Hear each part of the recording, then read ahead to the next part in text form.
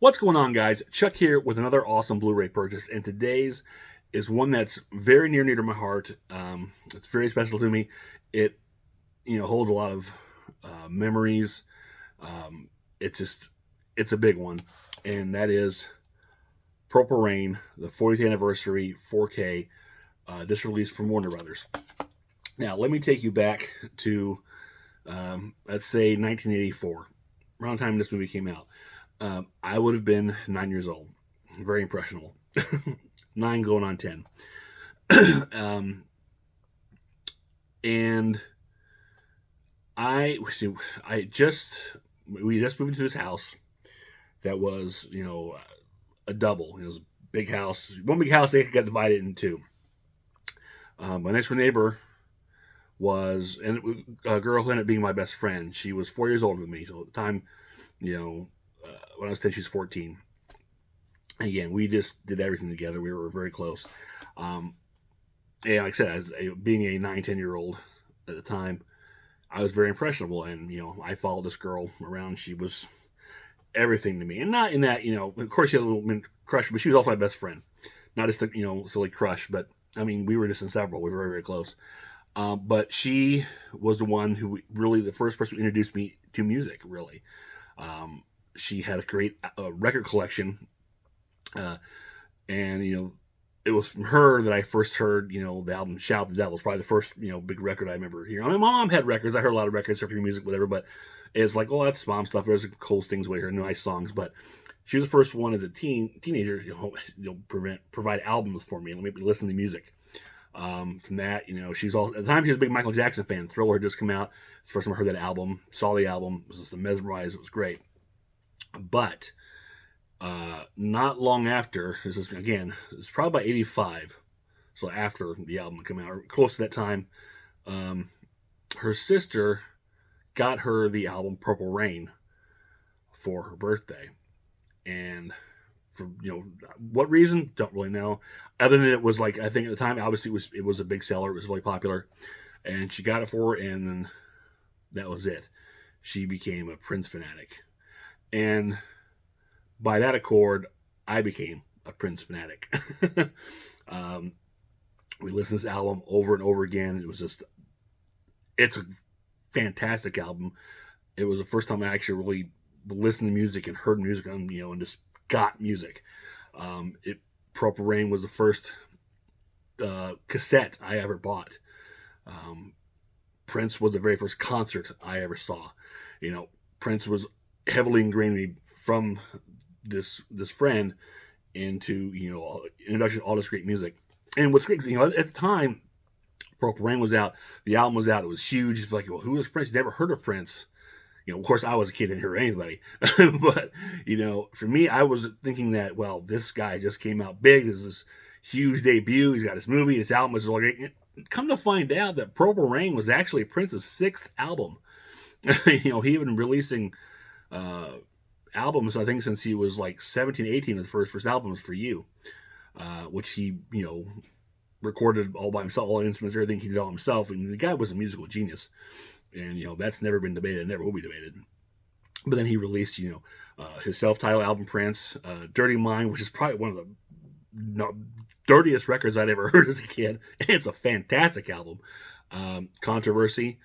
And then my personal favorite, 1999, which is the double album, there was not a bad track on that album. But again, as his first 5 albums, Purple Rain was his 6th in 1984 when it came out.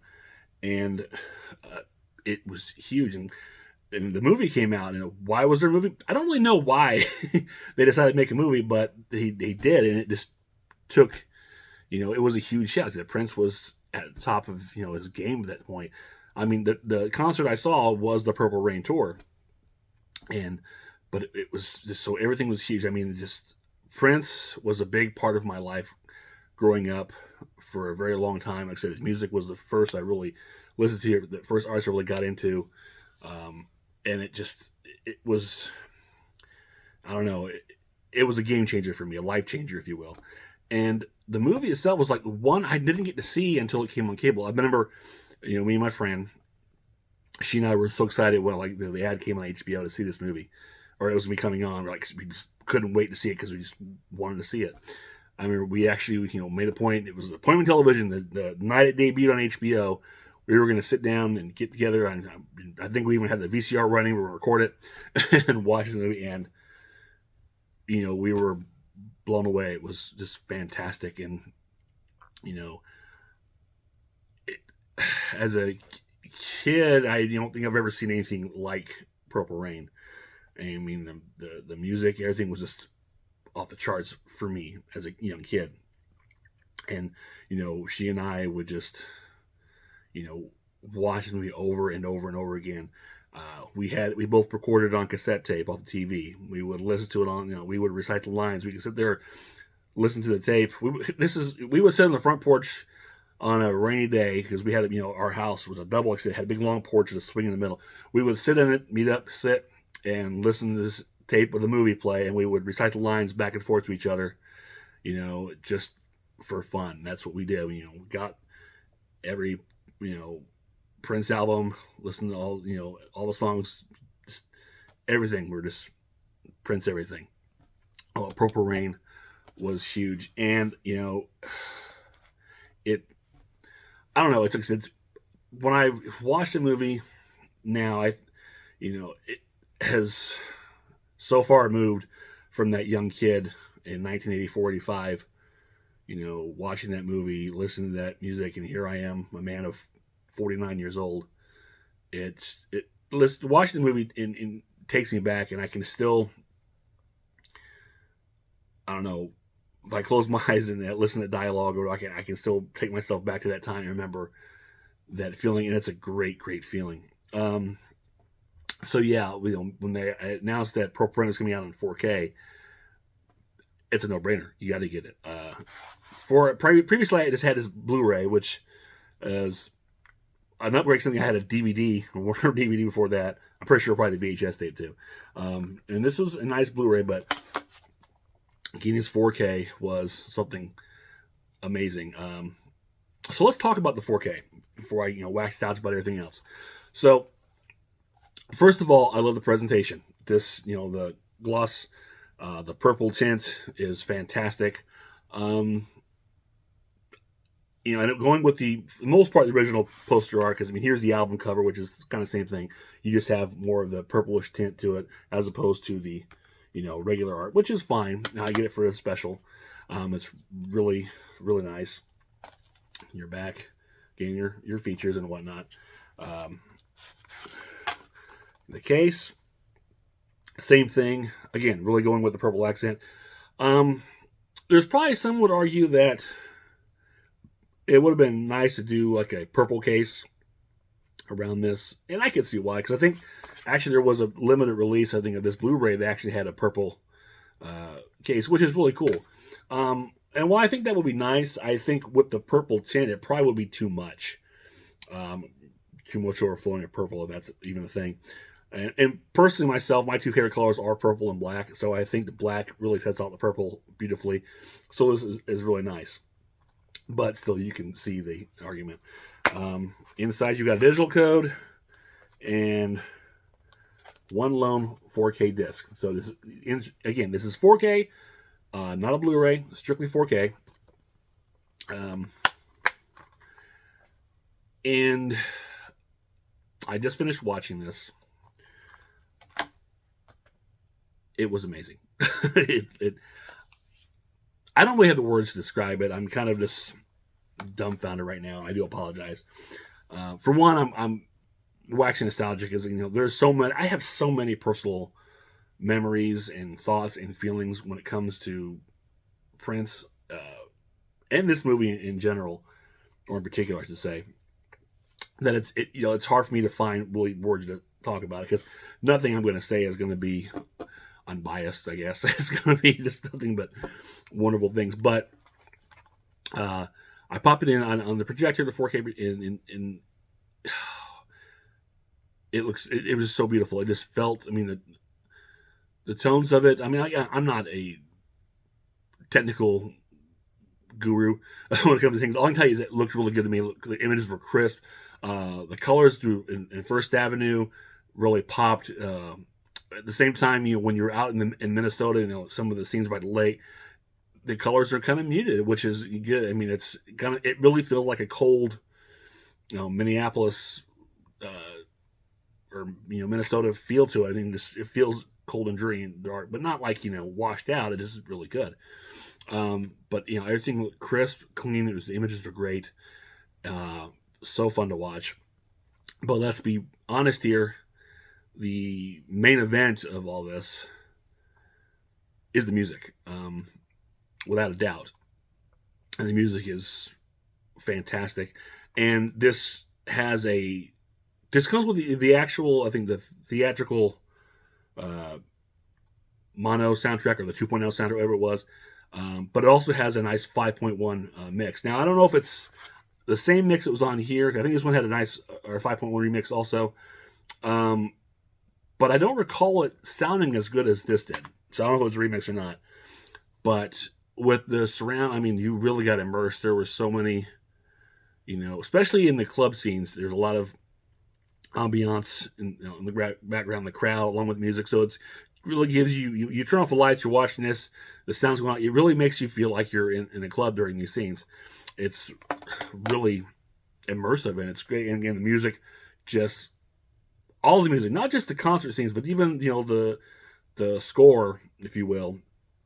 Because I don't know if it's really much of a score, but I mean, yes, it is. But all the music pops, and the sound, it sounds excellent. It's great. It really grabs you and doesn't let go, and it's fantastic. For those of you not aware of Purple Rain, basically, it's, I think, a fictionalized, stylized, some people would say, autobiography, but it's not really. I mean, I guess there's some aspects of it, of Prince's life, that he's putting on film and, in a narrative in a sense. But again, this is kind of, again, a stylized, fictionalized, look at it. So it's not the real thing. And the story is very, let's be honest, the story is very simple. You've got, troubled musician, bad home life. He's kind of selfish and self-centered. He just finds a girl, loses a girl, has bad temper, has a rival in the music business, trying to, make amends with his home life, his band, his girl, and his professional life. It's the same old story. There's nothing really much there. Again, the main event of this is the music. That's what you're here for. The story is kind of secondary. Performance-wise, I've heard people, who say, maybe criticize the acting a little bit. And, they're not without fault. I mean, let's be honest, most people in this, actually all the people in the film, except for probably one or two, weren't actors. They were, these were, this is Prince, his band, you had Morris Day at the time, their band, Apollonia. All these people were real people in Prince's life, and, and if they're all playing themselves, every one of them is playing themselves, or, at least a stylized version of themselves, if you will. Morris Day is Morris Day, Apollonia is Apollonia. Even Billy, the manager, club owner of First Avenue, was the real Bill. I think Billy Sparks was his name. Was really playing himself. Everybody was playing himself. The only person that didn't use his real name was Prince. He was called a Kid in the film. That's what he went by. But everybody else, everyone in his band, Wendy, Lisa, Mark Brown, was it Matt Fink, and Bobby Z, all of them playing themselves. Everyone in the time playing themselves. It's you're not really getting into character. You guys aren't looking for a character. Just kind of playing themselves, maybe with the volume turned up a little bit or turned down. I don't know, but they're basically playing themselves. The only ones I think that are really legit actors are Clarence Williams III, who played Prince's father, Francis L., and Olga Carlatos. I'm not sure I can't think of anything she's done, but I know she is an accomplished actress too, and she was playing Prince's mother in the film. So those are the only two who have, prior acting chops. Everyone else is basically themselves in front of a camera, act. Read the lines, do the best you can, move on. And for the most part, it works. Some of the line delivery from Apollonia, obviously a little questionable. Morris Day, Jerome, they're fantastic because their chemistry on screen is just amazing. It's fun to watch. And, with Prince, he's all about the presence, the charisma, and I think he does a fairly good job, playing some of the serious moments, whatever. But again, for Prince, it's just his presence is enough. He's a guy that when he enters a room, his presence takes over everything. He has so much charisma, and it all shines up on that screen, especially on stage. But was it Mark Ruffalo? Was it Mark Ruffalo? Was the director in this? Not the Mark. No. He was a producer, I think. No, it's Joseph Ruffalo. Joseph Ruffalo was one of the producers. It's Albert Magnoli. It was like Magnoli, Cavallo, and Ruffalo were like people that, or Fagnoli, these people, weird names, Italians, I guess, I don't know, that were working Prince's like management team or whatever at the time. But it was Albert Magnoli who was the director. And I think, I don't know if he'd done anything before, if it's like his first feature, I can't really remember. But, he does what he can. He does a good job, I think, of getting decent enough performances out of the